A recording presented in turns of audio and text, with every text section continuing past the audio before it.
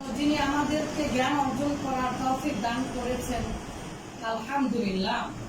তিনি সত্য মিথ্যা পার্থক্য করার মাধ্যমে জ্ঞানের বাহক ধারক যারা, আলহামদুলিল্লাহ আমরা জ্ঞানের ধারক ও বাহকদের কাছে জ্ঞান অন্বেষণ করেছি, যারা আমাদেরকে পথ নির্দেশনা দিয়েছেন।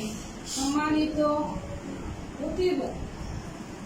অতীব জ্ঞানী বলে আমরা বিশ্বাস করি আমাদের সম্মানিত শিক্ষক মন্ডলী, যারা আমাদেরকে দীর্ঘদিন যাবৎ সত্য মিথ্যা পার্থক্য সৃষ্টিকারী জ্ঞান শিক্ষা দিচ্ছেন। আলহামদুলিল্লাহ, মুহাম্মদ রাসূলুল্লাহ সাল্লাল্লাহু আলাইহি ওয়াসাল্লামের আদর্শে আমরা আদর্শিত হতে চাই। আমরা আমাদের সমাজ, রাষ্ট্র, পরিবারকে গড়াতে চাই।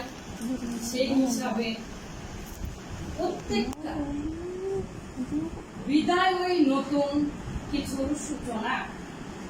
বিদায় শব্দটা আরবি শব্দ থেকে এসেছে মজা।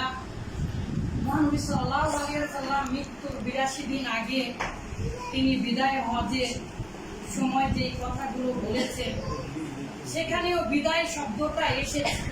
প্রত্যেকটা বিদায় যেহেতু নতুন কিছুর সূচনা, সেই হেতু আজকে একটি কথা মনে পড়ে গেল। সম্মানিত উস্তাদজিদের কাছে ক্ষমা চেয়ে নিচ্ছি।